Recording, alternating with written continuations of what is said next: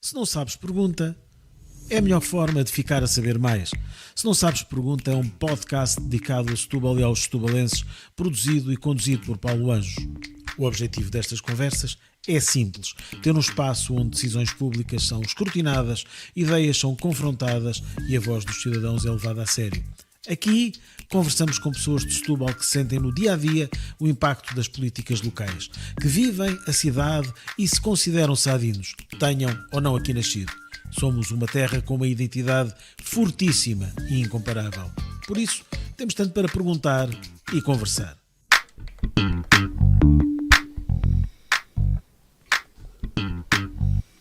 Olá a todas e a todos, bem-vindos ao sexto episódio do Se Não Sabes, Perguntas, um podcast sobre Setúbal e sobre os setubalenses. O convidado de hoje é um verdadeiro setubalense, que não nasceu em Setúbal, mas que é, sob qualquer perspectiva, um sadino de corpo e alma, ele que todos os dias apascenta almas alheias. Na verdade, nasceu em Castelo de Paiva, no distrito de Aveiro, em 1948, e chegou a Setúbal em 1978. Embora tivesse já concluído os estudos de teologia, não veio para ser imediatamente padre. Aqui chegado em época de salários em atraso, de fome, de enormes dificuldades, dos sucessivos encerramentos de empresas, viria a ser ordenado padre em 1 de novembro de 1980 pelo primeiro bispo de Setúbal, Dom Manuel Martins. Na verdade, foi ordenado padre operário, um movimento que tem origem em França, na década de 40 do século passado, e mais tarde muitos pontos de ligação com a teologia da libertação nascida na América Latina. Embora nenhum dos movimentos se definisse como marxista, ambos recorreram em diferentes graus a instrumentos de análise inspirados no marxismo para compreender as relações de exploração económica e social. A fé, para estes padres operários e para os seguidores da teologia da libertação, não era vista apenas como realidade espiritual, mas também como um compromisso concreto na transformação da sociedade. Além de padre, de operário metalúrgico, de dirigente sindical, tem também um mestrado em serviço social, concluído em 2012 na Universidade Católica, que dedicou ao tema Percursos de Vida de Trabalhadores Desempregados de Setúbal, Mundo do Trabalho em Mudança. Uma tese que é, aliás, percorrida por uma análise de base marxista. Se não for assim, terei todo o gosto em ser contrariado por Constantino Alves, o nosso convidado de hoje. É bem conhecido dos setubalenses, não pelo percurso académico, mas acima de tudo pela obra notável que tem desenvolvido na paróquia de Nossa Senhora da Conceição, numa das zonas mais desfavorecidas do concelho. Aí criou um restaurante social e uma clínica dentária para acudir aos que mais dificuldades têm. É, sobretudo, conhecido por estar ativamente ao lado dos que são pobres, não de forma passiva, mas sempre a lutar contra essa pobreza e a contribuir com as soluções para a atenuar, se não mesmo para a eliminar.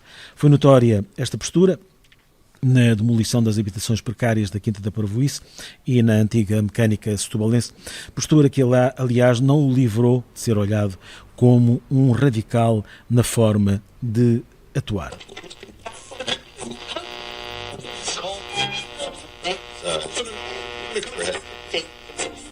Ainda antes de irmos à pergunta, mudemos de frequência de conversa para perguntar ao Luís Cruz, da Casa do Peixe, o restaurante que apoia este podcast, para lhe perguntar o que está na panela ou na grelha para o jantar. Hoje vai estar na grelha aquilo que todos ansiamos. Primeiro de tudo, obrigado ao Padre Constantino, não só pela presença, por ter concordado em vir ao podcast, mas também por ter vindo aqui, e é sempre uma honra de reconhecer o trabalho social que faz, como pessoa, como amigo, como gente, como humano que é fantástico. E tenho muito gosto em ser seu companheiro e amigo. Potacho, hoje vamos comer sardinha assada. Sardinha assada com batatinhas e migas, e depois também, se houver necessidade e se lhes apetecerem, uma massinha de peixe, que o peixe é salmonete. Vamos ver. Portanto, se dá para tudo. Se houver vontade, apetite, tudo bem. Se não, fiquem-nos pelos caracóis. Muito bem. Já lá vamos à sardinha assada.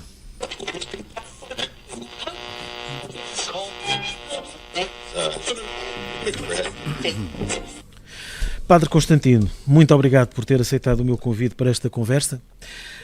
Começo por uma pergunta muito pessoal para mim, e peço desde já perdão pela redução ao denominador comum, ao denominador mais simples naquilo que vou perguntar, que sei ser bastante complexo.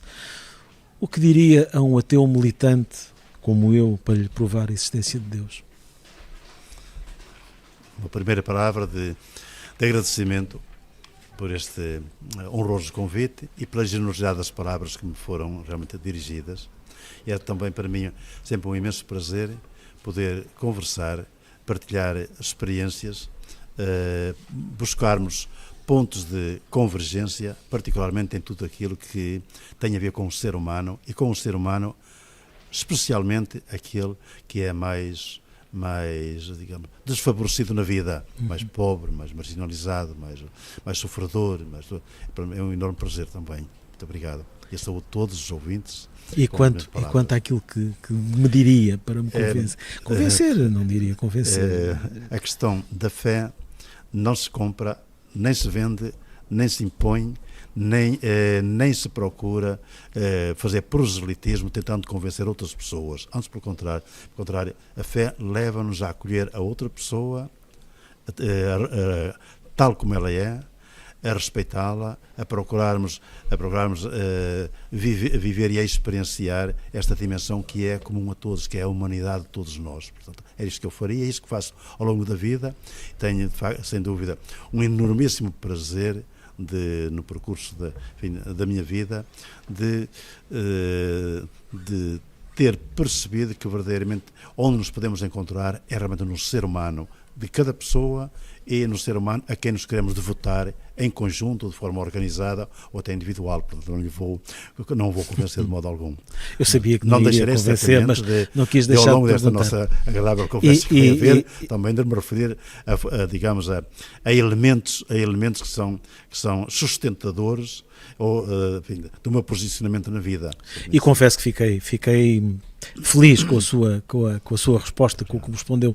Uma pergunta que eu sei que é talvez, não diria despropositada, mas talvez um exagero, perguntar aquilo que eu perguntei. O Sr. Padre faz por estes dias 78 anos, aliás faz amanhã, no dia em que estamos a gravar. Tem uma longa vida como pároco, mas não como um pároco comum.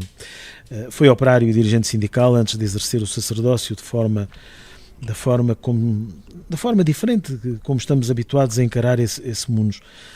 O que é afinal um padre operário?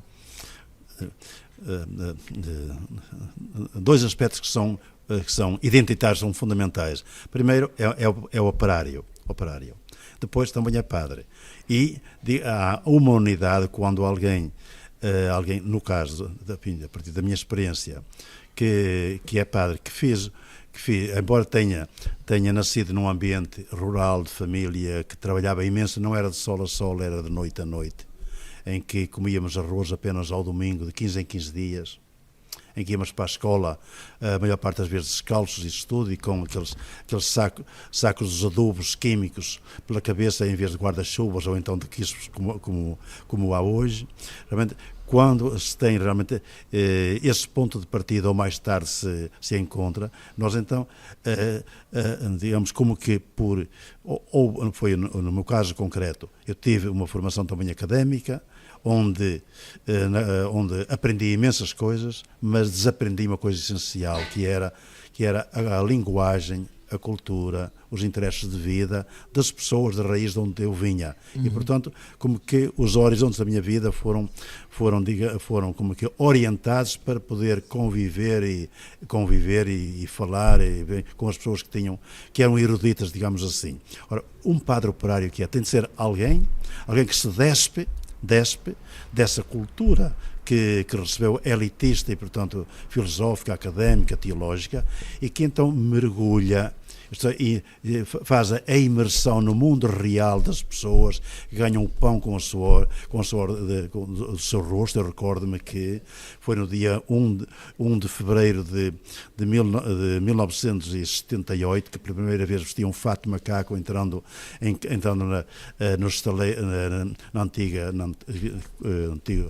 Quimigal para trabalhar num estaleiro que era a Socarmar, a fazer reparação de navios que vinham da sucata, e eu aí senti-me aquele que menos culto era, porque eu não sabia falar com os trabalhadores, talvez da Baixa da Banheira, do Barreiro, de outros lados, enfim, daqui, de Palhais, etc., que entre eles conversavam e eu não sabia o que havia de conversar com eles. Então tive de aprender a linguagem, a cultura, perceber realmente, eu tinha um ideal. O ideal era conhecer a vida daquela gente, sabendo eu teoricamente, do ponto de vista teórico, que era gente que era explorada a todos os níveis, que vivia numa situação de dependência económica, financeira, mas também cultural e tudo isso. Mas ser padre operário na época em que o senhor foi, uma época riquíssima, a todos os níveis, foi seguramente diferente do que ser padre operário em França na década de 60, por exemplo, onde nasceu o movimento. Essa experiência do pós-25 de Abril, da ebulição que havia, do mundo que se achava possível, foi, de alguma maneira, um fator de enriquecimento dessa experiência de ser operário enquanto era padre? Sim, para mim, que vim do Norte, realmente o Barreiro era algo de mítico.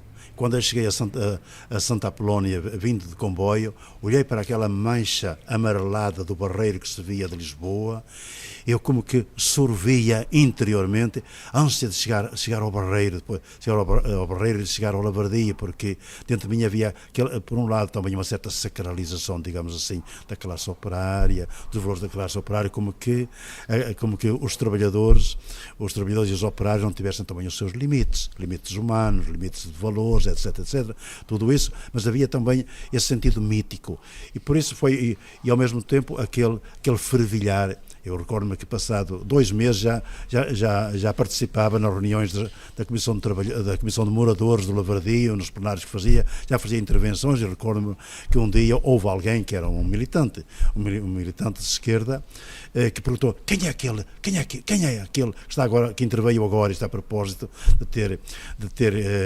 rebentado ou explodido lá numa fábrica de Lavardio que era a UFA, e caiu, portanto, lá sob um reator, uma calota, uma coisa assim, e depois eu intervi nesse plenário, admirado. Pronto, para mim, digamos aqui, o fervilhar do pós-25 de Abril, a organização operária dos trabalhadores, o sentido que eu trazia também dentro de mim, essa paixão por um mundo mais justo, de igualdade, de fraternidade, das reuniões das pessoas, de encontrar suporte para as suas vidas. Eu já trazia um pouco isso porque eu subi muitas vezes as torres do Aleixo, aquelas célebres torres do Aleixo na periferia do Porto e no bairro da Pasteleira do Porto. Fazia também trabalho popular de alfabetização, de cultura popular. Portanto, já trazia esse substrato e essa experiência. Portanto, o pós-25 de Abril como que para mim era qualquer coisa de apaixonante. Portanto, poder participar de uma forma organizada na luta por maior justiça, dignidade e contra a exploração, e ao mesmo tempo fazer a experiência de um trabalho coletivo organizado. Esse Abril, que era um sonho, esse sonho concretizou-se hoje, passados 52 anos? Muito se concretizou. Se não tivesse acontecido 25 de Abril, não podíamos aqui estar a falar livremente, com as portas semi-abertas aqui para a rua, de uma maneira tranquila, sem estarmos a ver se estava a gente a escutar, bufos assim a escutar-nos ou não. Isto é apenas um exemplo. Sem dúvida que eu vivi o antes de 25 de Abril e pós 25 de Abril, até hoje, e na verdade, quem tem a experiência do passado, em que distribuíamos clandestinamente a informação sobre os presos políticos que estavam em Caxias do outro lado, ou tudo aquilo que chegava das guerras coloniais, ou então que corríamos no 1º de Maio à frente da PIDE na Avenida dos Aliados do Porto, ou então que víamos que as pessoas não podiam nem votar, nem têm direito a férias, nem subsídio de férias, nem saúde, nem reformas, nem nada disso. Digamos, vivendo, eu recordo que consegui trazer debaixo da cabeça de um bebé de Paris para cá, que me deram boleia, o livro de Mário Soares, que é Le Portugal Bayonné, Portugal amordaçado, porque a gente sorvia, estávamos ansiosos, como que havia uma efervescência dentro de nós à espera da liberdade. Quando vem então o 25 de Abril. Como é que viveu esse dia, 25 de Abril de 74? Nesse dia eu estava em aulas de manhã, estava em aulas de manhã, da parte de tarde tínhamos todos para a rua, para a Avenida dos Aliados no Porto, que é a Praça Central do Porto, uma alegria explosiva, extraordinária, que é quase indescritível, a não ser que se tenha vivido profundamente esse dia como algo que jamais esquecerei. Perguntando-me assim, valeu a pena, sem dúvida que valeu a pena. Pronto, se temos hoje... E o que é que falta concretizar? Falta concretizar aquilo que deve ser concretizado, quer dizer, que os grandes ideais de uma sociedade mais justa, mais igualitária, mais solidária, que dê respostas às necessidades primárias das pessoas, num trabalho em que a pessoa se realize, em que seja justamente compensado, em que possa constituir uma família se possa constituir e possam realmente todos terem as oportunidades da sua realização em relação ao seu futuro. A nível da saúde, nós vemos pronto, aquilo que acontece, que é uma dor de alma que acontece, mas apesar de tudo, eu digo por experiência própria, quando temos a possibilidade de entrar num hospital público depois de um calvário penoso de anos à espera de uma cirurgia, quando no hospital público, vemos o desvelo, o cuidado, a dedicação dos seus profissionais, ficam maravilhados com aquilo que acontece depois de ter conseguido entrar. Mas é o Serviço Nacional de Saúde também, portanto, a parte da cultura e da educação. Aqui nos bairros onde eu vivo ao longo de já vai fazer quase 26 anos, eu vejo que há imensos, milhares e milhares de jovens que não passam daqueles mínimos escalões quase básicos, sem poderem progredir, enfim, na aquisição de novas competências, enfim, de uma cultura e depois de qualificação profissional, etc. Falta realmente promover, isto é, alimentar a utopia. A utopia de que o ser humano é irmão do outro ser humano, da solidariedade. Vivemos num tempo... Não há uma regressão há uma regressão imensa, há uma indiferença. Em relação aos imigrantes, por exemplo. Em relação aos imigrantes, há uma como que indiferença e ignorância. Eu dou casos concretos, assim, da minha experiência. Ainda há cafés onde só entram pessoas brancas, praticamente. E o contrário também. Se vamos a funerais em que são apenas gente de uma cor, isso, e não de outra. Porquê? Porque, de facto, ainda não se fez este tecido do relacionamento humano, assim, profundo, do acolhimento e da valorização mútua uns dos outros, ainda se vê muito na indiferença daqueles que chegam, que não sabem falar português, que não têm o mínimo de informação e que nós nem sequer olhamos para eles, ou lhe damos ou um sorriso, ou um olhar. Não lhe parece que as mutações no sistema partidário português dos últimos anos, 5 anos, 6 anos, agravaram isso? Sim, sem dúvida que na sociedade portuguesa, através de posturas e de certos pensamentos sociais, políticos, que são eivados ou um bocado fundamentados e alimentados depois por ideologias segregacionistas, Mas curiosamente temos um líder de um partido que pratica essa linguagem, que sim, se afirma um cristão e que iconicamente manifesta essa crença. Sim. Sem dúvida, ainda há dias, há uma frase lapidar que eu permito-me antes de avançar na reflexão, do Papa Leão XIV, agora em Tenerife, que referia a propósito do estigma que se coloca sobre os imigrantes, mesmo gente de esquerda. Conheço gente que se diz de esquerda, mas que está contra os imigrantes e que censura constantemente as políticas que houve ao longo dos anos de acolhimento, valorização, integração, promoção, etc., mas que estão contra a vida, porque há um sentido de egoísmo, de indiferença, mas a dignidade humana não tem passaporte, dizia o Papa Leão XIV. Portanto, temos de olhar para um imigrante respeitando com uma dignidade humana e defendendo. Eu em Portugal senti um populismo, uma xenofobia ao longo dos anos e dos últimos, eu diria, já 10 anos para cá, pelo menos 10 anos para cá, que depois se corporizou, digamos assim, em dois tipos de ações, uma a nível organizacional de partidos e outra a nível de eventos que se vão realizando pelo país, realmente colocando nos imigrantes os males daquilo que se passa em Portugal. Portanto, isso realmente é terrível. Foi além de padre operário e além de andar literalmente com as mãos na ferrugem, dirigente sindical. Como se compatibiliza posições que podem, por vezes, parecer antagónicas? Eu disse que podem parecer. Eu recordo que um dia Jesus contou uma pequenina história, Jesus de Nazaré, uma pequenina história para fazer perceber àqueles que se apresentavam como os grandes modelos da sociedade naquela altura.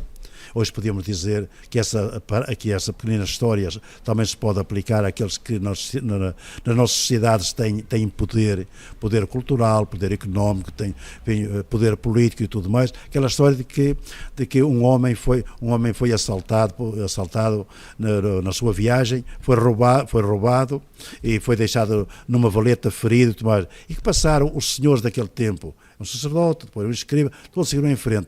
E depois um semi-herege desceu do burrinho em que ia montado, olhou, desceu e não seguiu em frente.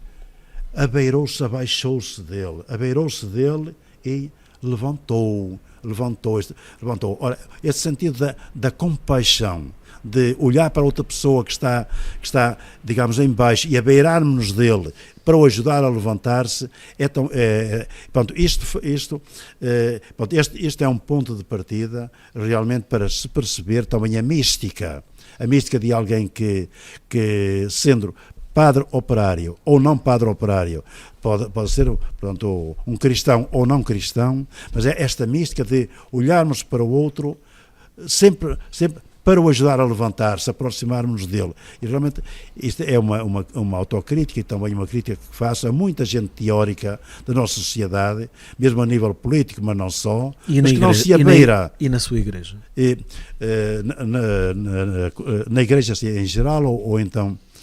Na Igreja Católica, da Igreja Católica Portuguesa, neste caso. Este exemplo que Jesus contou aplica-se também à Igreja Católica e aplica-se de modo especial e de modo assim muito particular, quando vemos a Igreja Católica muito mais preocupada por vezes com um culto e certas manifestações religiosas que têm o seu valor também, mas que sobrevalorizam isso quase como um folclore religioso. Dom Manuel Martins, na década de 80, é uma ruptura com essa perspectiva de funcionamento.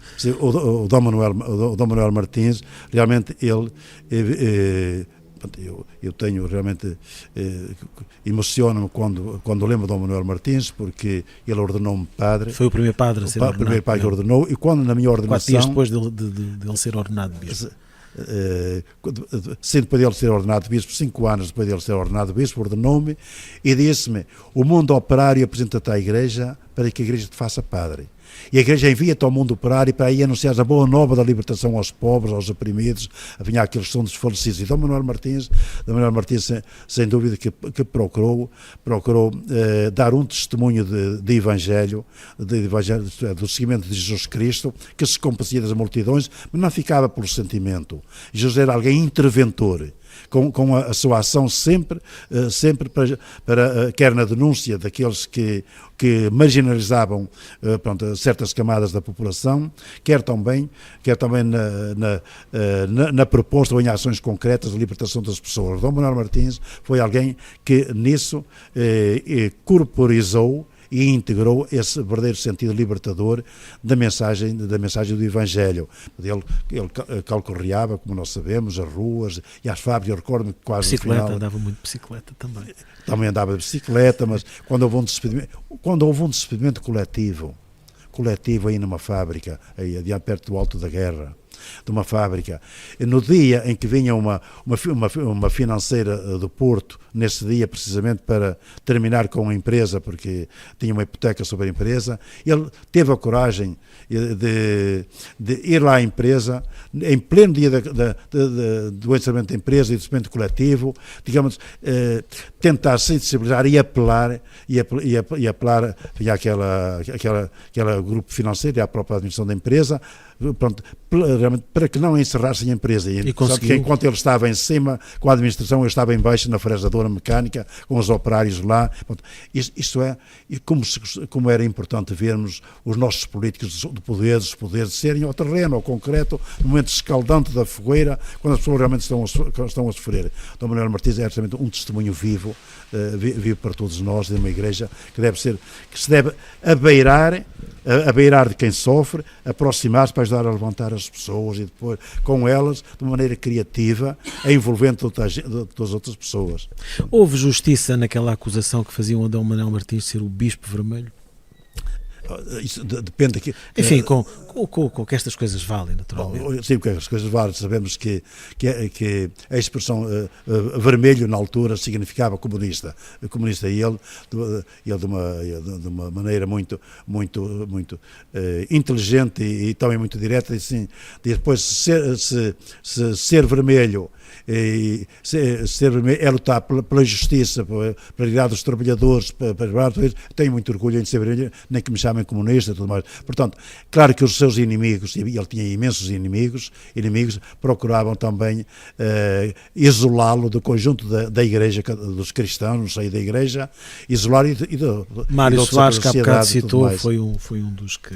Peço desculpa que não escutei. Mário Soares, que há bocado citou, foi um dos que o atacou. Sim, o Mário Soares, e não só o Mário Soares, um dos que o atacou. Ele também recebia muitos ataques mesmo do próprio interior da igreja, de setores muito conservadores, que reduziam a ação da igreja apenas ao culto ou às catequeses, esquecendo que o vetor, a coluna fundamental do cristianismo deve ser a caridade. Deve ser o amor, que depois se concretiza no amor, primeiramente, ao mais pobre, àquele que está marginalizado, que não tem hipótese de se levantar, de viver uma vida condenada. Essa deve ser a coluna fundamental da missão da Igreja. É por isso que me dou muito bem, que me sinto muitíssimo bem, de mãos dadas com pessoas, todos credos, não credos, seja o que for, mas quando nos irmanamos em projetos assim, coletivos, solidários, para ajudar as pessoas realmente a se libertarem das suas diferentes dependências. Sim, mas pode com certeza continuar. Por exemplo, amanhã sabemos que no Parlamento em Portugal, na Assembleia da República, vai ocorrer algo de importantíssimo, cujas decisões, se forem aquelas que o governo e apoiado por alguns partidos... Falamos na véspera da votação na véspera da votação, irá, sem dúvida, causar imensos problemas, no fundo, aumentar ainda mais a dependência dos trabalhadores e dos mais pobres ainda, relativamente às classes mais Aliás, poder. O Sr. Padre teve uma posição corajosa na greve geral de dezembro, em que produziu uma declaração escrita, que está no site da CGTP, a apelar à greve geral.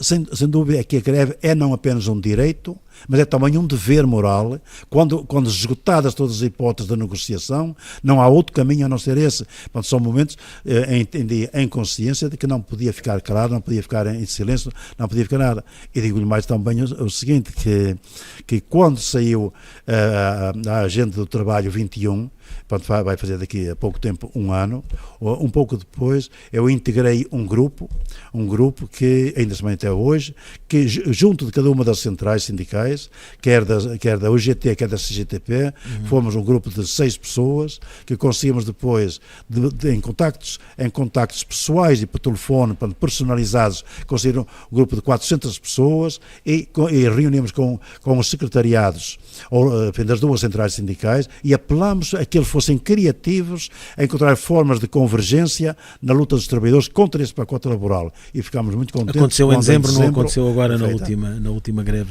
geral, em que apenas a CGTP participou. Muita da sua prática enquanto sacerdote inspira-se naquilo que é a doutrina social da Igreja, tal como definida ainda com atualizações pelo Papa Leão XIII, em 1891, na encíclica Rerum Novarum. É importante recordar que o documento, ou melhor, esta circular, porque é exatamente o que significa encíclica, surgiu num contexto marcado pela industrialização, pelo crescimento da classe operária, pela pobreza urbana e pela expansão do socialismo e do liberalismo económico. No fim do século XIX, tivemos um Papa que defendia que o trabalho não é uma mercadoria e que o trabalhador não pode ser tratado apenas como instrumento de produção, um Papa que defendia que os empregadores têm o dever moral de pagar um salário suficiente para que o trabalhador e a sua família possam viver com dignidade e que o contrato de trabalho não é justo apenas porque foi livremente aceite, deve respeitar exigências éticas. Este foi também o Papa que defendeu que os trabalhadores têm o direito de se organizar em associações, sindicatos e mutualidades para defender os seus interesses, embora rejeitasse a ideia marxista da luta de classes e, em vez do conflito entre capital e trabalho, propusesse a cooperação e concórdia entre patrões e trabalhadores. Depois de uma longa introdução, a pergunta é curta. Os desígnios de Leão XIII cumpriram-se? Alguns desígnios de Leão XIII cumpriram-se e deram frutos, porque depois ao longo de mais de um século, foi nascendo um pensamento social cristão que partiu de facto desse primeiro impulso cristão e sobre o mundo do trabalho e sobre a sociedade em geral. Ora, por si mesmo, digamos que o documento ou a encíclica Rerum Novarum, digamos que não iria ser a resposta àquelas questões e problemas que aí eram colocados, mas o certo é que alimentou e foi o berço do nascimento de uma consciência do dever de abrir o coração e os olhos e a inteligência para novas realidades, tal como muito bem acabou agora de aqui de nos relembrar, que estavam a surgir no final do século XIX. E depois, ao longo dos tempos, que era outros papas, recordando, por exemplo, o 40º ano de Pio XI, mas, por exemplo, ao 80º Advénias, que é uma exortação apostólica, interessantíssima. Quando há bocadinho o Paulo me falava da questão, digamos, do pensamento marxista e da importância que ele teve, e todos reconhecemos que tem, do pensamento e da análise marxista das transformações das sociedades, recordo que o Papa João XXIII escreveu, se a memória me não, ou ele ou Paulo VI, escreveu um documento extremamente importante em que ele defende que é legítimo um cristão adotar a metodologia marxista para a transformação da sociedade e que isso pode ser separado do aspecto ideológico chamado do humanismo, enfim, do pensamento ideológico marxista, mas como método de transformação da sociedade. Isto foi extremamente importante porque milhares e milhares de cristãos que puderam integrar organizações políticas partidárias ou na clandestinidade ou então já reconhecidas nas sociedades, sindicatos, organizações sociais, cívicas, pelo mundo inteiro, desde Itália, depois até Portugal, a Orientação Católica, que seguiam isso. E, portanto, o Papa Leão XIII foi como que aquele que deu o pontapé da partida e depois inspirou todo o movimento. A Igreja no seu conjunto, interiorizou já hoje, passados 140 anos, esta doutrina social. Eu falo da Igreja no seu conjunto. Com muita pena digo que não, com muita tristeza digo que não, e digo mais ainda que eu prefiro, em vez de chamar a doutrina, que dá um pouco a ideia de algo de monolítico, como um código, eu prefiro falar do pensamento social da Igreja, inspirado no Evangelho e também na história, socorrente dos contributos de outras ou de filosofias ou de outras experiências ou análises políticas. É com muita tristeza que digo que este tesouro tão rico no seio da Igreja é desconhecido. Poucos são os cristãos que conhecem. E também, digamos que as comunidades cristãs não estão dotadas ou as dioceses, ou a Igreja geral, de instrumentos que tornem acessível ao povo em geral simples. Mas isso não estarem dotadas desses instrumentos que refere correndo o risco de cometer um exagero, é propositado? É uma rejeição ativa desse pensamento de Leão XIII? Essa é uma questão realmente pertinente, essa questão e essa interrogação. Eu não digo que é propositado, eu digo que há religião a mais, com muitos rituais, muitos aspectos, muitas expressões populares religiosas, e há o desconhecimento da mensagem de Jesus Cristo, do Evangelho. Sabe porque é que ele morreu numa cruz? Foi assassinado com a união de duas forças naquele tempo, que era a força religiosa, a hierarquia, que chamava que eram os príncipes sacerdotes, os anciãos do povo e depois os escribas, se uniram com o braço político, que era o governador, o representante do Império Romano. Unir-se porque é preciso silenciar alguém, como escreve o evangelista São Lucas no Evangelho, diz assim, ele subverte e agita o povo. Não são expressões minhas, são do Evangelho. Ele subverte e agita o povo, ele mexe, traz rebuliço isto tudo, então temos de matar. Ora, o que acontece é que o Evangelho de Jesus Cristo é o grande desconhecido da maioria dos cristãos. Portanto, há muita espiritualidade, muitas espiritualidades, mas que não partem do centro, que é o Jesus Cristo de Nazaré, que para nós é a fonte de tudo. O Evangelho ainda hoje, olhemos para os Estados Unidos, é interpretado de uma forma muito errónea por vezes, não é? Em que serve, por exemplo, para perseguir minorias, para valorizar os ricos, para usar uma linguagem mais simples. Sim. Como é que se ultrapassa isto? O Papa Francisco deu um contributo importante nesse sentido, nomeadamente na questão das minorias. Sim, importantíssimo o contributo do Papa Francisco no seguimento, enfim, do pensamento social da Igreja e no aspecto das minorias, em vários documentos que ele escreveu, que são, digamos, orientações para o conjunto da Igreja. Ele inclusive estabeleceu uma pedagogia relativamente aos imigrantes, que era em 4 atitudes, ver se me lembro delas todas. O acolhimento de quem chega, e o acolhimento não com arame farpado, ou cães, ou com metralhadoras, ou com um coração fechado. Acolher um ser humano que aparece necessitado, que passa por tormentas e por problemas enormíssimos. Muitos até sabemos que naufragaram, foram no grande cemitério do Mediterrâneo, não só. E o acolher, depois valorizar, isto é, descobrir os valores que existem naquelas pessoas, valores das suas culturas, das suas tradições, das suas competências, das suas próprias pessoas. Depois integrar, isto é, torná-los membros progressivamente da sociedade em que nos encontramos, e depois protegê-los. O que temos visto é exatamente o contrário disso que acaba de referir.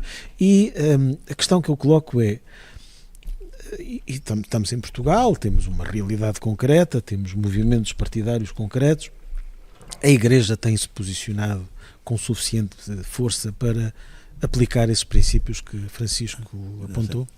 Como eu referi,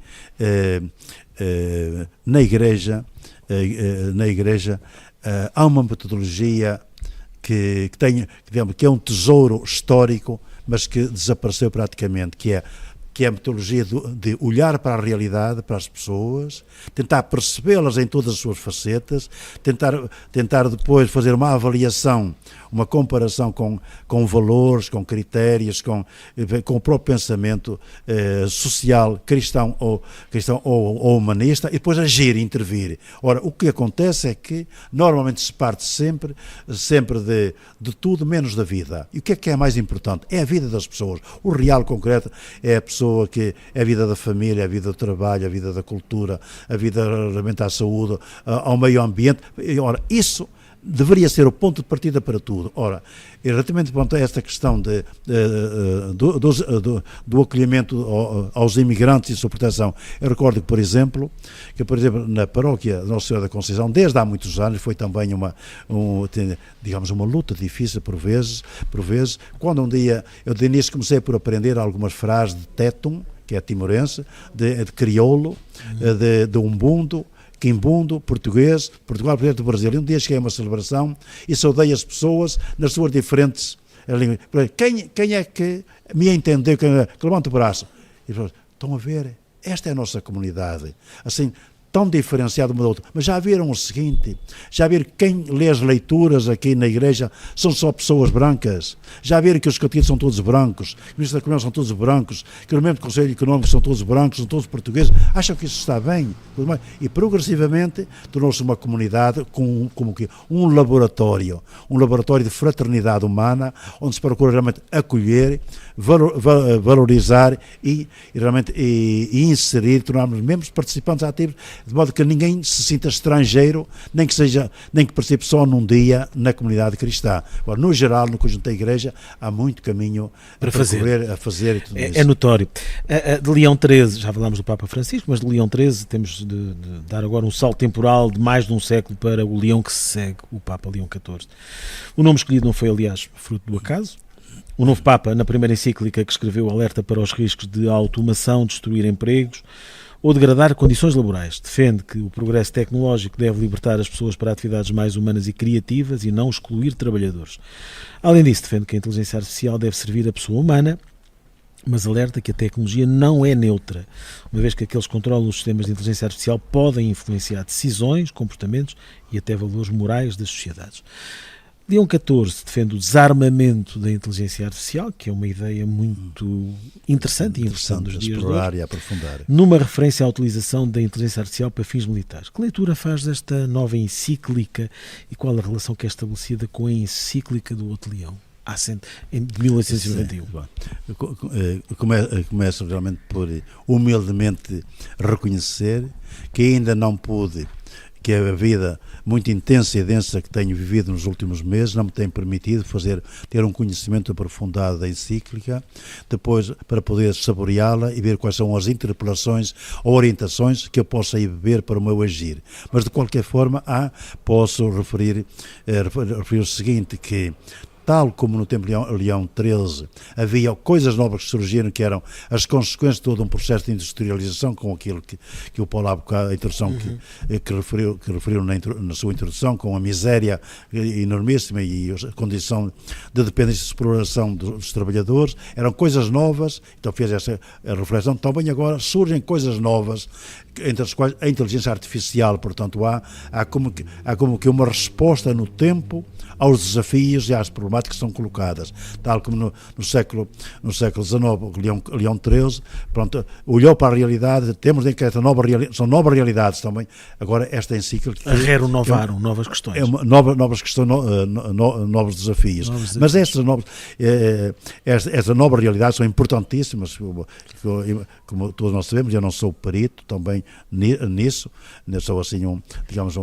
aprendiz ainda mínimo mas já sou beneficiado da inteligência artificial, tudo isso, mas isso não nos pode esquecer o concreto e real e aquilo que é real no nosso dia-a-dia. Eu vou-lhe contar, eu vou exemplificar aquilo que quero dizer. E são reflexões importantíssimas, esta da inteligência artificial, mas devemos olhar também para a realidade dos milhões e milhões e milhões de pessoas que ainda não têm acesso às condições mínimas de sobrevivência. Hoje, 3 casos.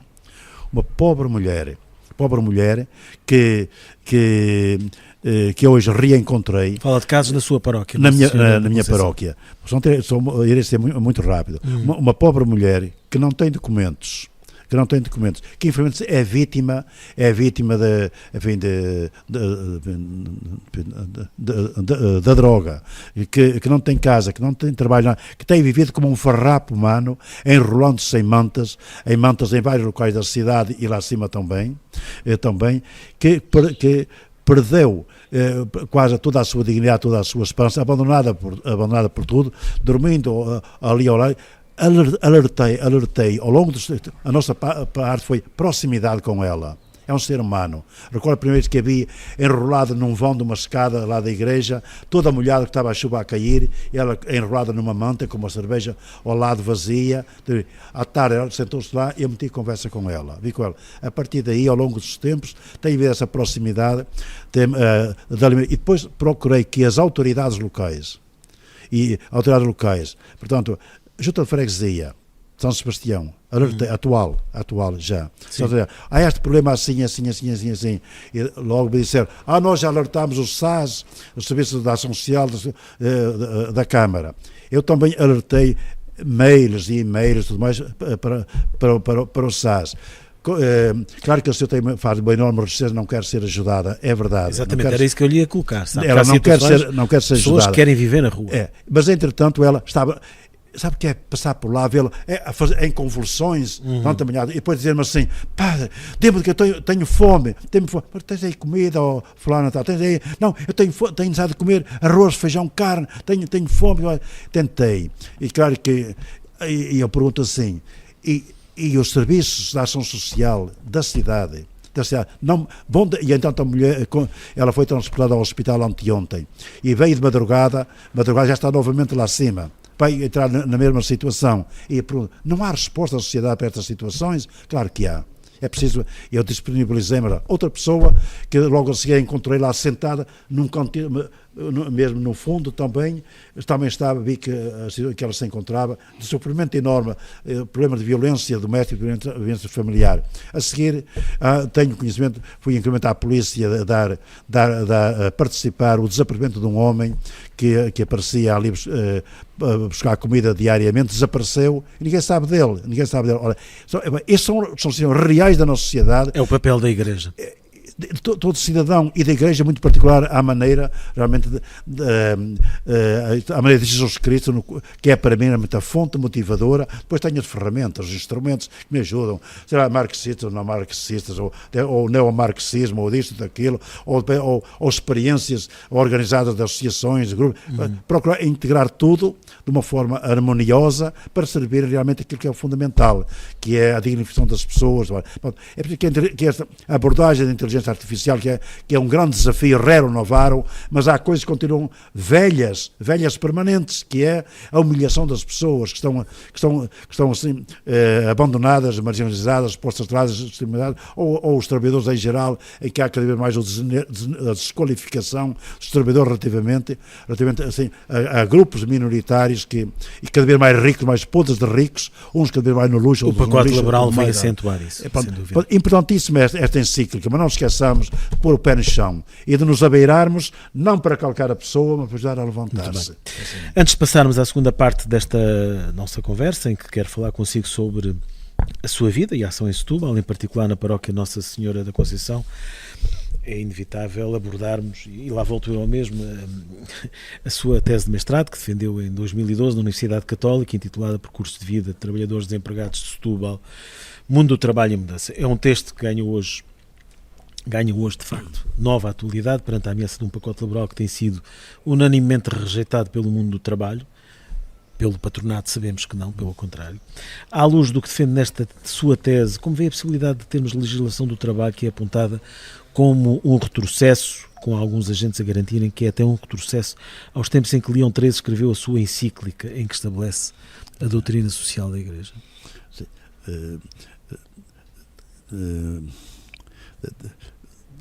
Deixe-me iniciar e responder, enfim, reagir à sua questão, partindo também de concreto, sempre da vida das pessoas. Esta tarde fiz atendimento social, éramos 5 pessoas, todas elas que foram formadas na ação. Não têm não têm formação académica, porque eu tenho académica nesta área de intervenção social, como referiu, mas as pessoas que trabalham comigo foram formadas na ação ao longo dos anos. E atendemos ali cerca de 37 pessoas durante uma tarde, 5 pessoas a atendermos. Pessoas que vivem em trabalho precário. Que diziam, vou fazendo os biscatos zitos. Uma pessoa amiga que me disse, olha, vem fazer umas horas de limpeza comigo. Ou o meu marido trabalha na obra, mas é 2 ou 3 dias por semana.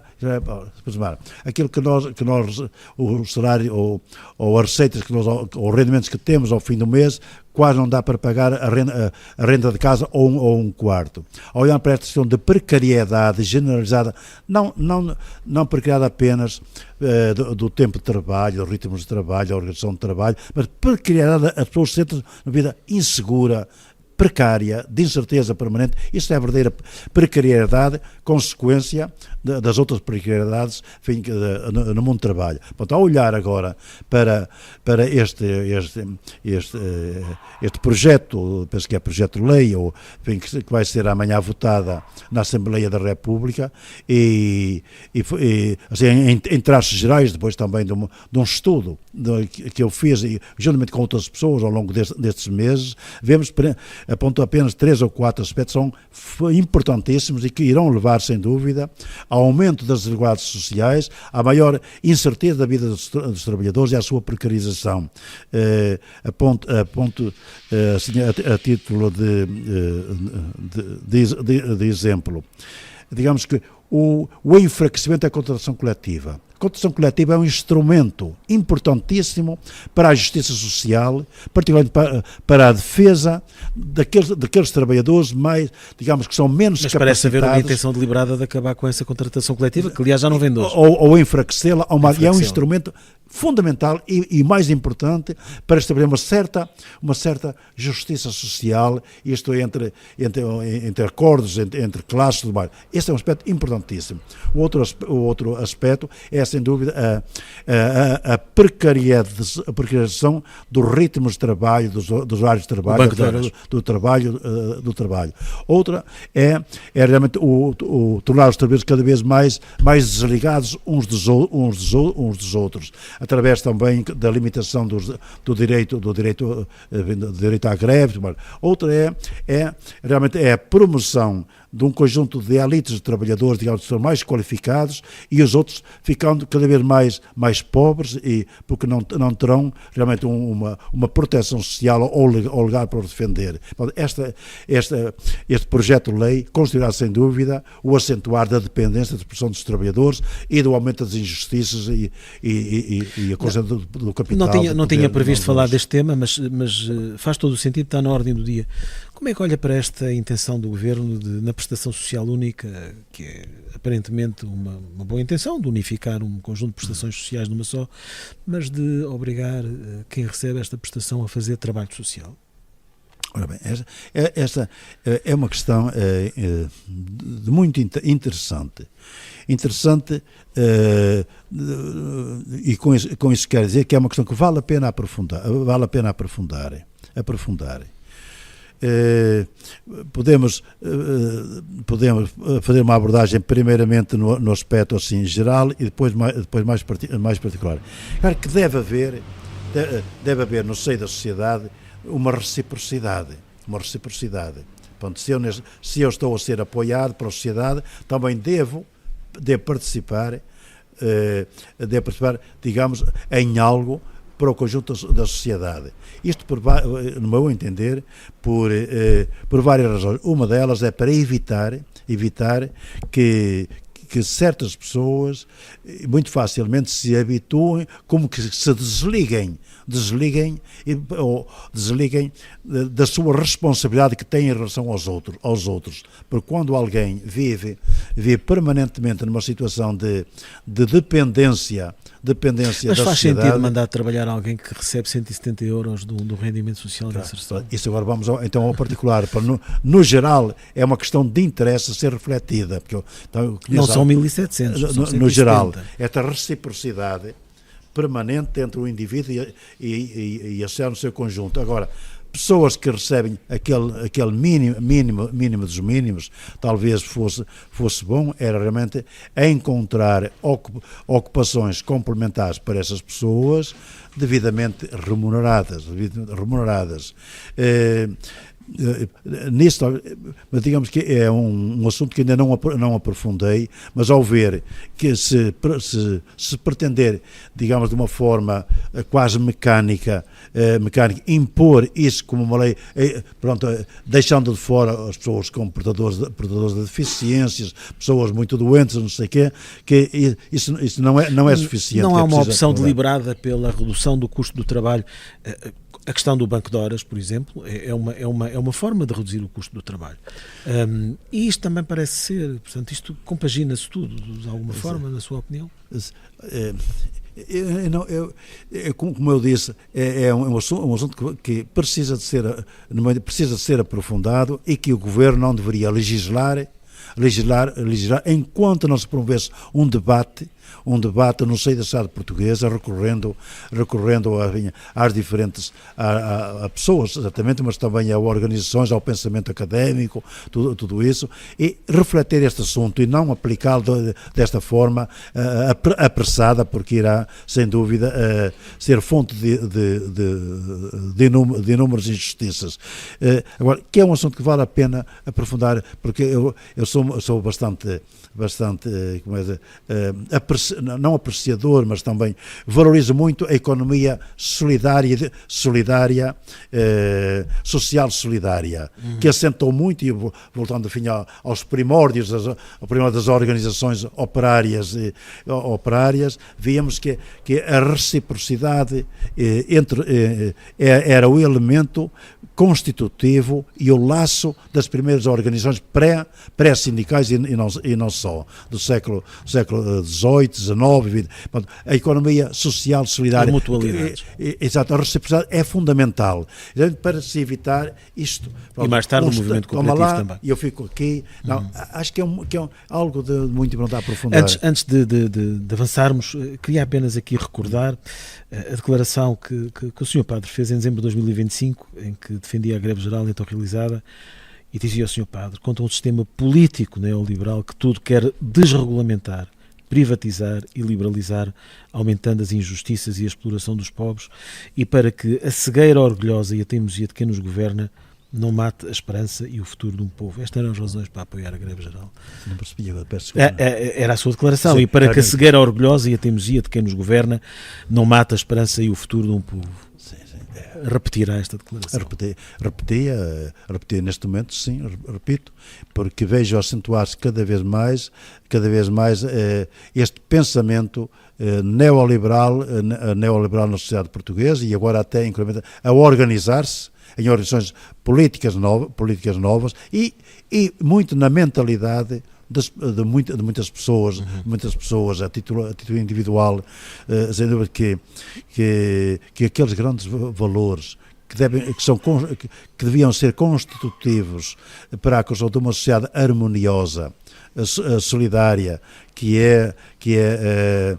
são os direitos humanos, os direitos sociais, os direitos culturais, a responsabilidade das pessoas umas para com as outras, a repartição justa do rendimento do trabalho, o acesso em igualdade de oportunidades à resposta para a necessidade das pessoas. Cada vez estamos mais distante desse ideal e desses valores para a construção de uma sociedade que todos nós queremos, mais solidária, fraterna, mais justa. Cada vez haverá mais gente a viverem no lixo, digamos assim. Quanta gente não fechou os olhos ao verem aquela mulher enrolada naquelas mantas e até fazer naquelas mantas com o lixo todo à volta dela, mas quem se abeirou dela?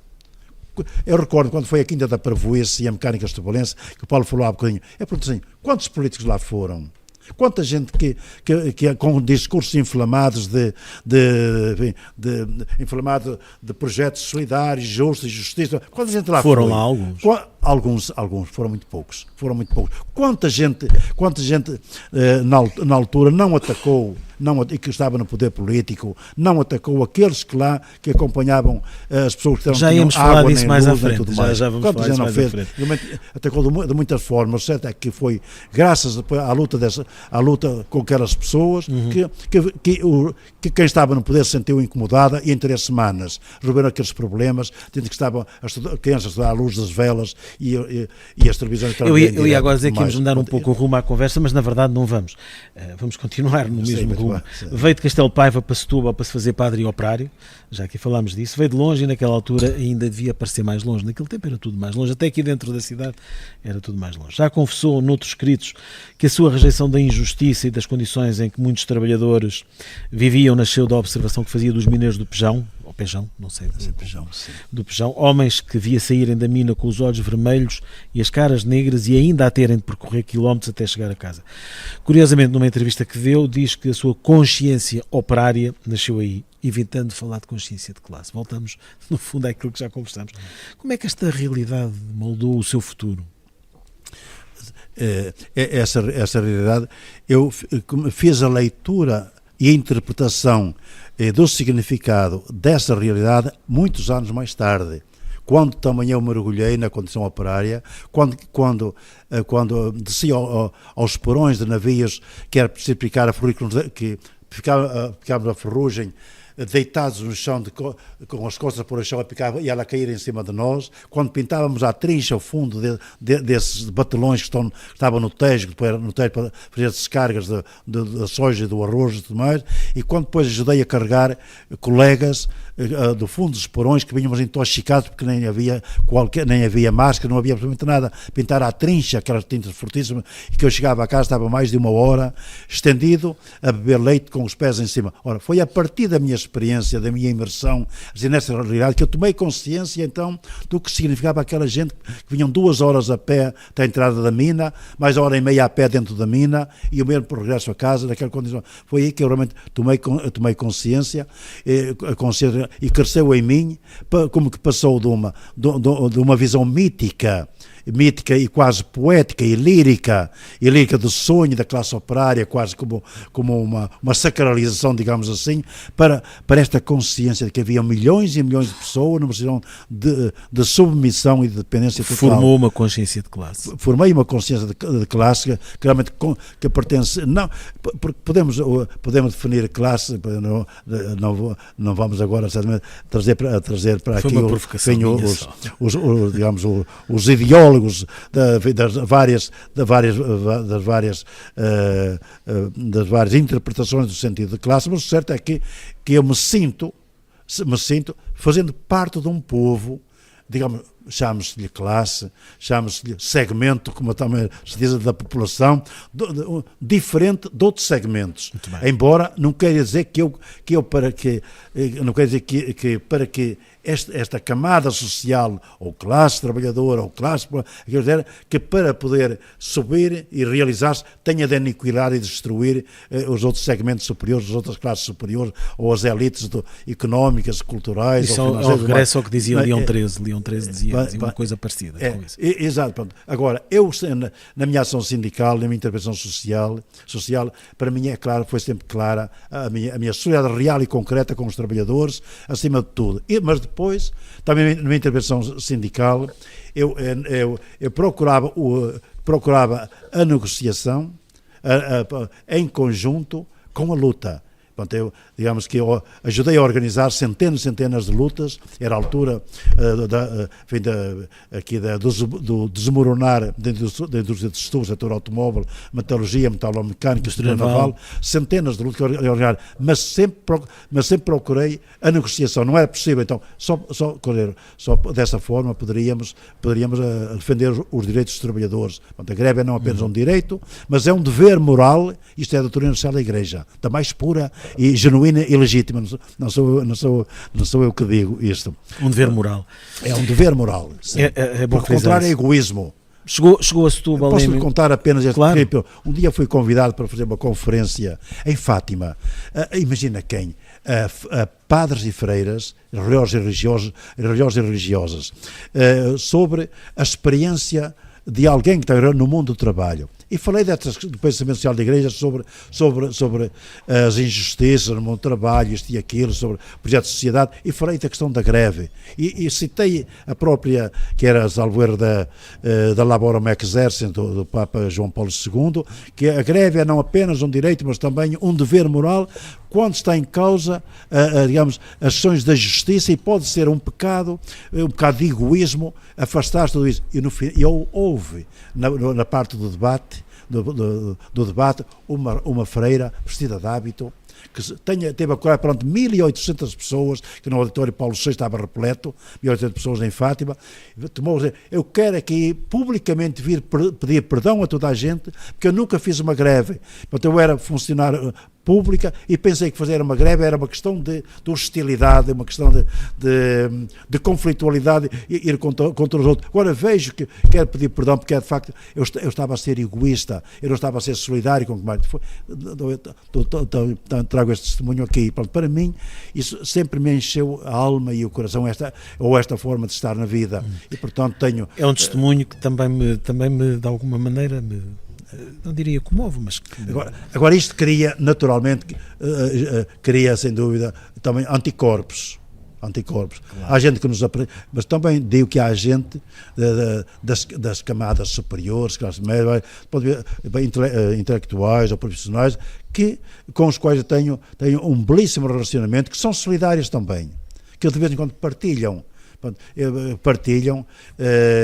mesmo financeiramente, para aqueles projetos sociais que respondem à Liga, o Horizonte Social, a Clínica. Já vamos falar da sua obra social na paróquia Nossa Senhora da Conceição. Um extremista, não, mas há uma opção que é feita. Mas olha que é olhado por alguns como extremista. Pode ser de classe, por este povo, sim, por este povo sim, mas não é rejeitar os outros. É através destes. Tenho a ideia que o seu padre é olhado por alguns como extremista. Mas queria-lhe colocar aqui uma questão. Dom Manuel Martins escreveu numa daquelas crónicas que publicava no Jornal da Diocese, que chamava Pregões de Esperança, que nos planos de Deus cada homem está destinado a ser feliz numa sociedade fraterna, participativa, livre e justa. Para tanto, a ninguém é lícito abdicar do seu direito, que é também o seu dever de dar colaboração que pode para que todas as coisas ocupem o seu lugar, isto é, andem e avancem. Então, é preciso que alguém dê o grito de arranque, aponte a direção dos caminhos a seguir, acompanhe e ajude na construção de uma sociedade melhor, sendo que a sua ação neste mundo tem obedecido este desígnio. Podia repetir a pergunta final? Se sente que a sua ação neste mundo terreno tem obedecido este desígnio? Eu tenho procurado, com os meus limites, com limites pessoais e também de conhecimento e tudo isso, mas apesar de tenho procurado seguir este grande mestre, Dom Manuel Martins, mestre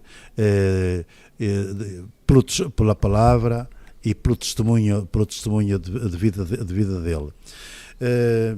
Às vezes era muito mais, mas não é mais fácil, não consigo dizer que é mais fácil, não.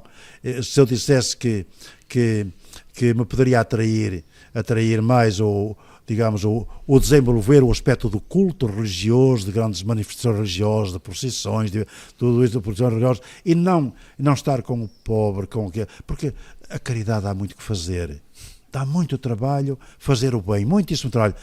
Mas a alegria... Fala da caridade, não fala da caridadezinha. Não fala da caridade como a expressão máxima da justiça, como um movimento de coração, caritas que vem de cor, como um movimento de coração que nos leva depois a ações concretas. Mas o objetivo final não é eliminar a necessidade de se fazer caridade? Não, o objetivo final é eliminar as causas geradoras das injustiças. A caridade vai ser... Permita-me esta pequenina nota. A caridade vai ser sempre necessária como uma expressão de afeto das pessoas umas com as outras. Esse é o grande sentido da caridade, que depois então se materializa em ações concretas. Ao contrário, que pode ser digamos, um ópio, se reduz à esmola ou apenas a ações individuais, porque a caridade supõe acompanhar sempre com a luta pela justiça, como atitude de coração. Muito bem. Falemos de Setúbal e do seu trabalho na paróquia Nossa Senhora da Conceição, numa das que é, sem dúvida, uma das zonas mais carenciadas da cidade, enfim, com descontinuidades, naturalmente. Mais do que ser eu a dizer o que ali tem feito, peço-lhe que descreva a sua ação na criação de estruturas de apoio e da sua relação com aquela comunidade. Sim. Criou um restaurante social, criou uma clínica dentária. Bom, primeiramente, eu olho para estas respostas sociais sempre como um trabalho coletivo. Sempre está, não apenas por uma questão, digamos, para parecer bem ou ser politicamente correto, não. Estas respostas sociais são fruto da consciência e do dever cívico da comunidade cristã e da comunidade humana, de muita gente. São projetos de conjunto. Ao longo, e a metodologia tem sido sempre esta. Partir da vida das pessoas, olhar para a vida das pessoas, ver quais são os apelos que vêm da vida em cada momento, que apelos é que vêm. Então digo logo de início, comecei a ver com outras pessoas que havia muitas situações de pessoas que não tinham mínimo para comerem. Depois que havia imigrantes que chegavam aí, já uns anos atrás, bastantes anos, e que não tinham mínimo de informação. Depois começamos a ver que havia crianças pobres que não conseguiam ter, que precisavam de um apoio escolar. Depois começámos a ver que havia muita gente que tinha os dentes podres, que punha a mão à frente da boca quando falava. Começámos a ver. Digamos que estas respostas sociais não foram fruto de um trabalho de gabinete, foi da escuta das pessoas, da observação direta das pessoas, do conhecimento assim, direta. E então foram nascendo respostas. As principais foi sem dúvida o restaurante social que foi criado no dia 27 de junho de 2011, já vai fazer 15 anos daqui a pouco. Fala da data de 2011 e eu queria descer um pouco mais ao concreto, precisamente ao concreto, e uma questão muito concreta, que o Sr. Padre em julho de 2012 acusou a Câmara de Setúbal de não apoiar o refeitório social da paróquia, o restaurante social da paróquia de Nossa Senhora da Conceição. Acrescentou na altura que nenhuma das entidades, entre as quais a Câmara, acedeu aos seus convites para visitar o refeitório. Foi pública a sua pouca relação com a Câmara por aqueles tempos. As coisas mudaram? Recordo-me, já responderei diretamente. Umas vezes mudam, outras desmudam, como diz o outro, como costuma dizer. Uma vez mudam, outras desmudam. Mas recordo que, em determinado momento, fui perante, digamos, perante a afirmação que eu fiz de que a Câmara Municipal nunca tinha dado um cêntimo sequer de ajuda à Paróquia da Senhora da Conceição àquelas respostas sociais, eu fui interpretar desta forma: o senhor também nunca pediu. No dia seguinte eu entreguei uma carta na recepção da Câmara Municipal de Setúbal, fiquei com uma cópia, foi rubricada para a pessoa que recebeu e até hoje não tive resposta. Bom, não tive resposta. Mas o certo é que houve como o restaurante social foi algo de inovador em Portugal, teve televisões a fazer diretos da inauguração, ao longo dos anos, revistas,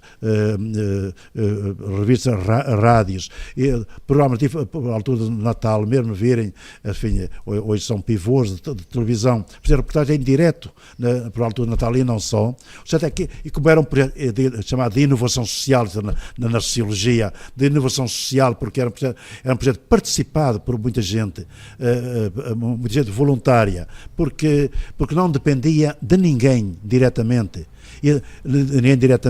porque as pessoas também participavam minimamente com 20 cêntimos propriamente sobre refeições, porque havia um ambiente que mereceu a atenção da comunicação social, e então houve uma rede solidária que ainda hoje se mantém. As coisas mudaram ou não? Na relação as coisas, houve tempos que mudaram. Diz que mudaram, desmudaram. Houve tempos, exato, mudaram, desmudaram. É isso mesmo. É verdade, mudaram, desmudaram. E há uns 3 anos, mais ou menos, 2, 3 anos, não me recordo muito bem, que tivemos acesso a umas candidaturas que é para medidas extraordinárias de apoio a famílias necessitadas. Fizemos a candidatura bem fundamentada e realmente tivemos um apoio em dois anos, salvo erro, apoio para estes trabalhos sociais, mesmo da Junta de Freguesia, na altura. Há 2, 3 anos aconteceu o mesmo, e o ano passado também. Este ano ainda não. Ainda não sabe. Uma vez muda, outra vez desmudam também. Um dos pontos. Agora, o que são projetos são muito genuínos, porque não estão aliás, a filosofia da ação social, do Centro Social Portugal do Manuel Martins, a filosofia e a identidade deste projeto não é para criticar os outros, mas assenta no trabalho coletivo das pessoas. Nós não temos ali, não temos uma estrutura pesada em que temos de fazer relatórios. Há técnicos que passam 50% do seu tempo a fazer relatórios e reuniões com a Segurança Social. 50% ou 2/3 às vezes do dinheiro dos protocolos com a Segurança Social, com o Estado, são gastos dos custos da estrutura, pagar salários, tudo isso. Ora, nós é diferente. Nós apostamos digamos, na generosidade das pessoas, na sua bondade, no sentido solidário, que pelo seu trabalho se tornam voluntárias e numa rede solidária que tenha alimentado esse projeto ao longo dos anos. Continuamos nas coisas que mudam e desmudam. Um dos pontos de atrito com a Câmara de Setúbal ocorreu a partir de 2020, como sabe, com o início do processo que conduziu à eliminação definitiva das habitações precárias na Quinta da Parvoíce, na Estrada da Graça e ao realojamento dos moradores. É nesse processo que diz, aliás, uma frase que eu acho extraordinária e que de alguma forma colidiria com o que Leão XIII disse na sua encíclica de 1891, quando o Senhor Padre afirmou que acima do direito da propriedade estão os direitos humanos. Hoje, encerrado aquele processo que na época marcou o fim das barracas em Setúbal, sem prejuízo desde então terem surgido outras, como é que olha para o que aconteceu? E mantém esta afirmação que eu acho muito profunda. Esta afirmação, não sei citar qual é o documento do pensamento social da Igreja, das encíclicas, mas é uma afirmação que é basilar como decorrência, como expressão da fé cristã, mas não só, mas da construção de uma sociedade harmoniosa que respeita a dignidade de ser humano. Que o direito de propriedade individual que acima do direito de propriedade individual são os direitos da humanidade, os direitos humanos de todos, que não se pode sacralizar ou absolutizar o direito de propriedade individual. Dizia um famoso, e já partiu para o além, digamos assim, o professor Alfredo Bruto da Costa, que era um grande especialista e também, digamos, alguém que dedicou a maior parte da sua vida à luta pela justiça e combate à pobreza e à redução das causas da pobreza. Dizia ele fez uma vez uma conferência em Lisboa e que de uma forma perentória afirmou o seguinte: se os direitos, o seu direito à justiça social fosse defendido com tanto ênfase, com tanta força, como se defende o direito à propriedade privada, com tanta força, haveria muito maior justiça, a pobreza teria desaparecido. Mas não, mesmo no seio da Igreja, durante muitas dezenas de anos, o direito à propriedade individual, isso quer dizer que há os direitos que se põem acima de tudo, é que o mundo é de todos, e é para todos. Estamos quase a chegar ao fim da nossa conversa, que já vai longa, mas creio que muito interessante. Para aqui veio em 1978 e quase 50 anos depois, por aqui continua. Vê-se hoje como o setubalense? Sim. Vejo como setubalense, mas também não vou digamos, pintar-me, digamos assim, porque apesar de tudo, as nossas raízes não deixam de existir. Eu vim do Norte e mantive ao longo da minha vida uma ligação aos meus irmãos de sangue, que nos encontramos com regularidade à aldeia onde nasci. Mas 46 anos já no distrito de Setúbal e 34 anos aqui na cidade de Setúbal, porque no tempo em que fui padre para a dirigente sindical foram eu ia lhe perguntar anos, precisamente se Setúbal... sentir setubalense, mas respeito que há outros mais setubalenses do que eu, e aceito.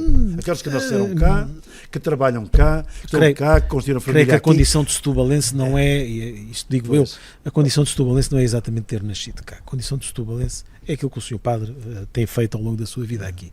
Isso é que faz de si um verdadeiro setubalense.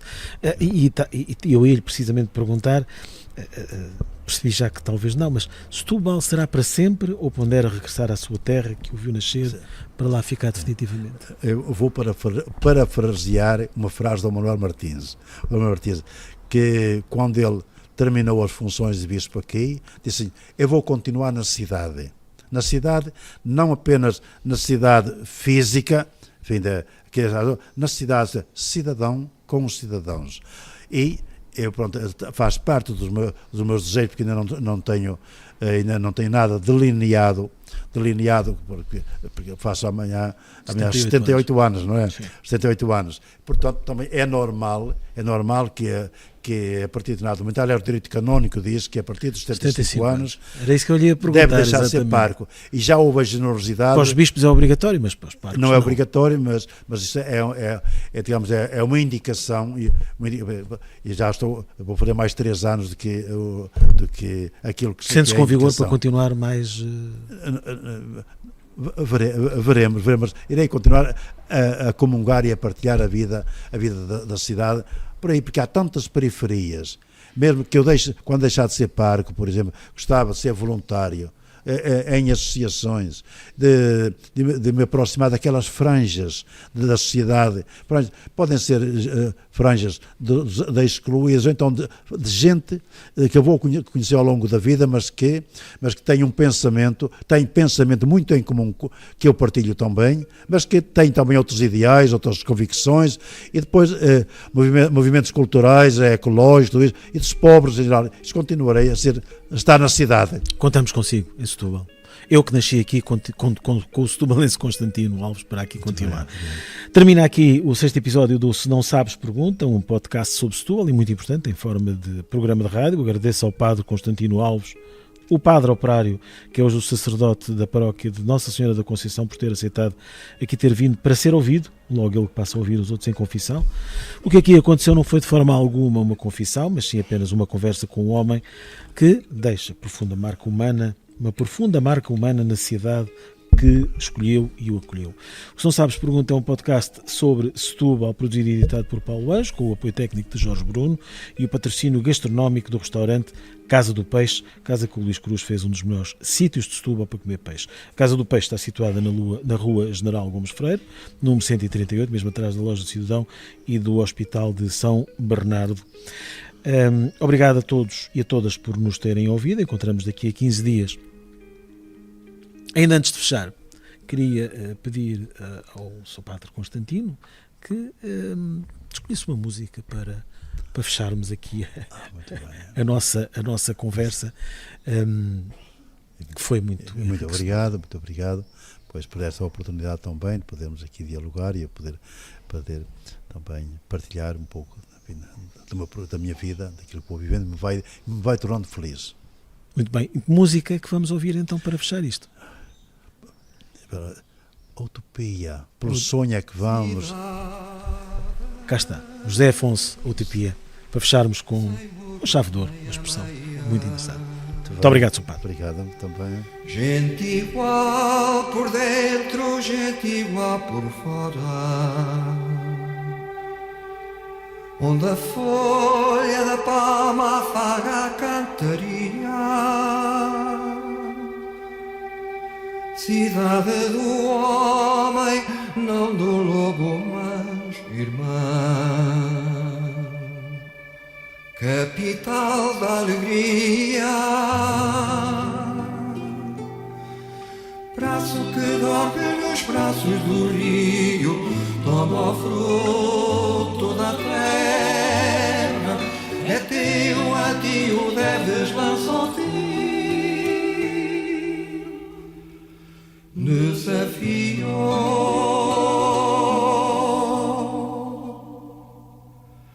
lanço teu desafio.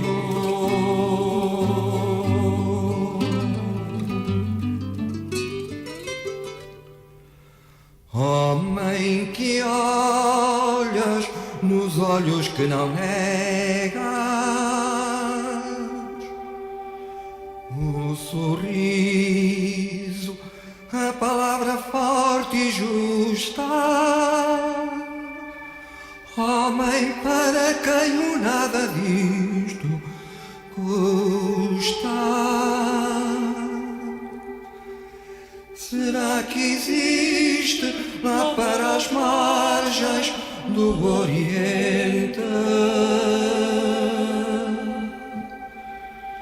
este rio, este rumo, esta gaivota que outro fumo deverei seguir na minha rota?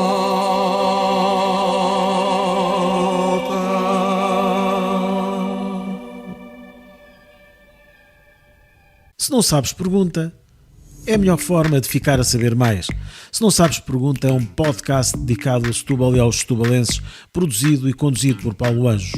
O objetivo destas conversas é simples: ter um espaço onde decisões públicas são escrutinadas, ideias são confrontadas e a voz dos cidadãos é levada a sério.